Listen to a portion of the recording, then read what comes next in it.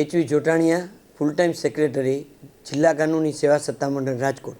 આજરોજ તારીખ 13/12/2025ના રોજ રાષ્ટ્રીય મેગા લોક અદાલતનું આયોજન રાષ્ટ્રીય કાનૂની સેવા સત્તામંડળના નિર્દેશ મુજબ અને ગુજરાત રાજ્ય કાનૂની સેવા સત્તામંડળના ઉપક્રમે જિલ્લા કાનૂની સેવા સત્તામંડળ રાજકોટ દ્વારા સમગ્ર રાજકોટ જિલ્લામાં કરવામાં આવેલ છે.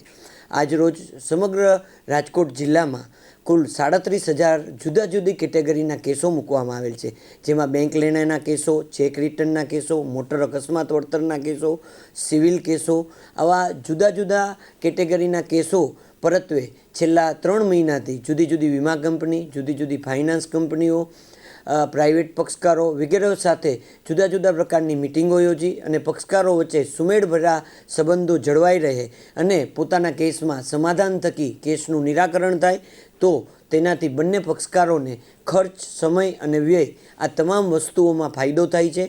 એક તો પોતાનો સમય કેસની જે અપીલ કરવાનો હોય એ બગડતો નથી, નાણાંનો એ રીતે કે જો કોઈ કોર્ટ ફી ભરવામાં આવેલ હોય તો એ કોર્ટ ફી પણ લોક અદાલતમાં સમાધાન થકી કેસો પૂર્ણ થાય તો એમને કોર્ટ ફી પરત મળે છે.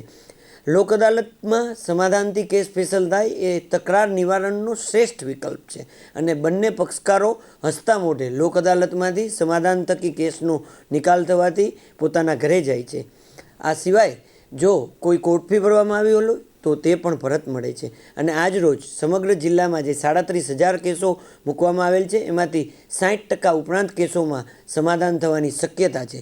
આજ રોજ રાજકોટ જિલ્લામાં જે લોક અદાલતનું આયોજન થયેલ છે તેમાં મોટામાં મોટો મોટર અકસ્માત વળતરનો ધોરાજી મુકામે 1,15,00,000નું સમાધાન થયેલ છે અને રાજકોટ હેડક્વાર્ટરમાં 65 લાખ તથા 53 લાખની રકમનું મોટર અકસ્માતના વળતરના કેસમાં જે વીમા કંપની છે એમની સાથે સમાધાન કરી અને નામદાર ચેરમેન જે.આર. શાહ સાહેબના હસ્તે એમને ચેકનું વિતરણ કરવામાં આવેલ છે.